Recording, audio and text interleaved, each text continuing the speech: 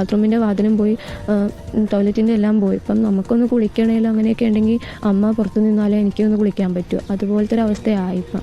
ഉപദ്രവം എല്ലാ ദിവസവും ഉണ്ട്. ഇപ്പോൾ കള്ളു കുടിച്ചിട്ട് വന്നിട്ട് എല്ലാ ദിവസവും ഇപ്പോൾ ചേട്ടനാണെങ്കിൽ അച്ഛൻ വരുമ്പോൾ തന്നെ ചേട്ടന് കാശ് ഒക്കെ കൊടുക്കും കള്ളു കുടിക്കാനൊക്കെ ആണെങ്കിൽ. അപ്പോൾ ചേട്ടൻ കാശ് കിട്ടുമ്പോൾ അച്ഛൻ്റെ ഇത് കാശ് മേടിച്ചിട്ട് ഞങ്ങളെ ഉപദ്രവിക്കാനൊക്കെ നോക്കും. ചോദിക്കുമ്പോൾ പ്രത്യേകിച്ച് കാരണമൊന്നുമില്ല, പക്ഷെ ഇവർ കള്ളും കഞ്ചാവുമ്പോൾ നമ്മളെ ഉപദ്രവിച്ചിട്ട് എന്നെ വടിക്കൊക്കെ അടിച്ചിട്ട് ഇവിടെ ബ്രസ്റ്റിൻ്റെ സൈഡിലും മുതുകത്തും ഒക്കെ നല്ല പാടൊക്കെ ഉണ്ട്. നമുക്ക് ഒന്ന് ഡ്രസ്സ് ഇടുമ്പോഴാണ് കുളിക്കുമ്പോഴൊക്കെ നല്ല ബുദ്ധിമുട്ടാണ്. അമ്മ പണിക്ക് പോകുന്ന സമയത്ത് തന്നെ വീട്ടിൽ നിർത്തിയിട്ട് പോകാനേ അമ്മയ്ക്ക് പേടിയാണ്. അച്ഛന് എന്താ ചെയ്യണമെന്ന് അറിയത്തില്ല. അച്ഛൻ ഇപ്പോൾ ഈ സെക്ഷലായിട്ടുള്ള വർത്തമാനം പറഞ്ഞുകൊണ്ട് എങ്ങനെയും ഉപദ്രവിക്കാൻ വരുമോയെന്ന് നമുക്ക് പേടി. അപ്പോൾ പിന്നെ റോട്ടിലോ അല്ലെങ്കിൽ അമ്മ പണിയണ വീട്ടിലൊക്കെ നിൽക്കും. കണ്ടില്ലേ, നമ്മൾ ഇത്രയും വലിയ ട്രെൻഡിങ് ആയിട്ടുള്ള വാർത്തകൾ വന്ന സമയത്ത് ഈ വാർത്തയ്ക്ക് ഒരു സൈഡിലേക്ക് ഒതുങ്ങിപ്പോയി. ഇതിനെപ്പറ്റി പിന്നീട് ഒരു ചർച്ചയും എവിടെയും ഞാൻ കണ്ടില്ല. അതിന് എന്താണ് അതിന്റെ ആഫ്റ്റർ എഫക്റ്റ്, എന്താണ് ആക്ഷൻ എന്തെങ്കിലും എടുത്തിട്ടുണ്ടോ എന്നൊന്നും കാണാൻ സാധിച്ചിട്ടില്ല.